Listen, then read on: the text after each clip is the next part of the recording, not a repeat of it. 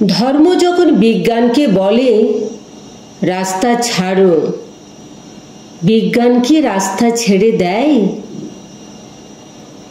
পোপের ভয়ে দেশান্তরী হয়েছিলেন Leonardo da Vinci. সারা দিন একটা অন্ধকার ঘরের মধ্যে পায়চারি করতেন গ্যালিলিও গ্যালিলেই। তাকে পাহারা দেওয়ার জন্য বসে থাকত একজন ধর্মের পেয়াদা, যার চোখের পাতা বাতাসেও নড়ত না।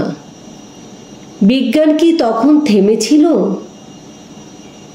তীর্থের পাণ্ডাদের হই হই, তাদের লাল চোখ কি পেরেছিল পৃথিবীকে বেঞ্চের উপর দাঁড় করিয়ে সূর্যকে তার চারদিকে উঠবোস করাতে? ধর্ম যতদিন দুঃখী মানুষকে বেঁচে থাকার সাহস দেয়, ততদিন রাস্তা নিয়ে কারো সঙ্গে তার ঝগড়া থাকে না। রাস্তা কারো একার নয়, বরং তাকেই একদিন রাস্তা ছাড়তে হয় যার স্পর্ধা আকাশ ছুঁয়ে যায়। বিজ্ঞান যখন প্রেমের গান ভুলে ভাড়াটে জল্লাদের পোশাক গায়ে চাপায়, আর রাজনীতির বাদশারা পয়সা দিয়ে তার ইজ্জত কিনে নেয়,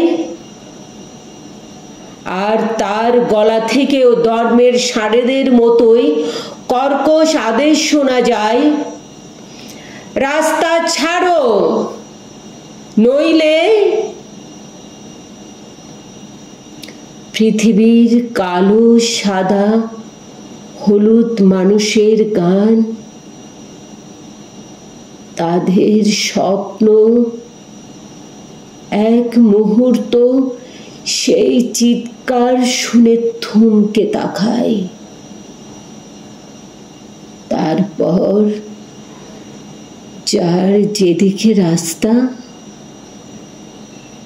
সেদিকে মুখ করে তারা সামনে, আরো সামনের দিকে এগিয়ে যায়। কেউ কারোকে রাস্তা ছেড়ে দেয় না, যতদিন এই পৃথিবীতে গান থাকে, গানের মানুষ থাকে, স্বপ্ন থাকে।